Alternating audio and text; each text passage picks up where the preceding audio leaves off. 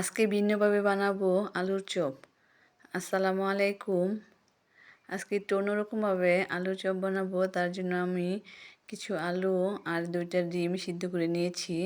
তারপর এগুলোকে ভালো করে ছিলে নিয়েছি। এখন এই যে ডিমগুলি এরকম গোল শেপে কেটে নেব। এভাবে আমি সবগুলো ডিমই কেটে নিয়েছি।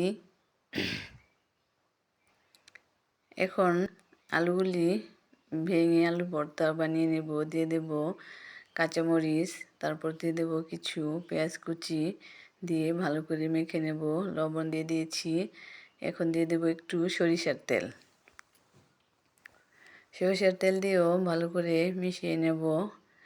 এই যে এখন একটু হাতে সরিষার তেল লাগিয়ে তারপর এই যে পাতলা পাতলা শেপ দিয়ে এরকম গোল করব। একটু পাতলা টাইপের দেব। তারপর এর মাঝখানে একটি এই যে ডিমগুলি দিয়ে তারপর আরেকটা আলুর চপ দিয়ে এই যে এদিক সাইড দিয়ে একটু চাপ দিলেই হয়ে যাবে এই যে কি সুন্দর আলুর চপ। তো এইভাবে আমি সবগুলো আলুর চপ বানিয়ে নিয়েছি। এই যে হয়ে গেছে। এখন আমি এগুলিকে একটি মাটির চুলায় ভেজে নেব।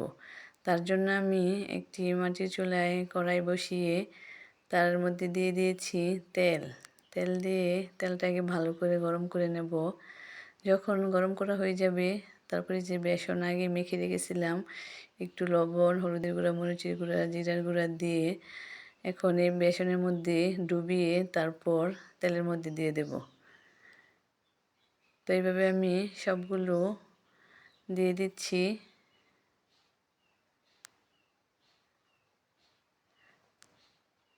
তারপর আস্তে আস্তে জাল করে উল্টে দেব।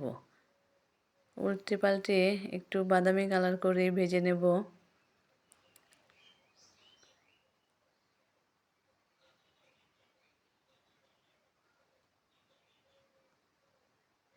এভাবে আলুর চপ বানালে কিন্তু খেতে অনেক মজা হয়। তো এখন রমজান মাস, তো এইভাবে বানিয়ে খেয়ে দেখতে পারেন। এই যে হয়ে গেছে আলুর চপ। এখন আমি নামিয়ে নেব। তারপর বাকি যেটুকু রয়েছে ওইটুকু ভেজে নিয়েছি, সবগুলো নামিয়ে নেব।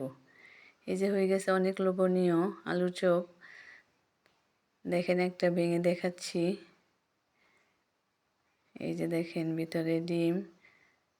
তো খেতে কিন্তু অনেক মজা হয়েছিল। তো আপনাদের এই সবাইকে ভিডিওটি দেখার জন্য অসংখ্য ধন্যবাদ। আল্লাহ হাফেজ।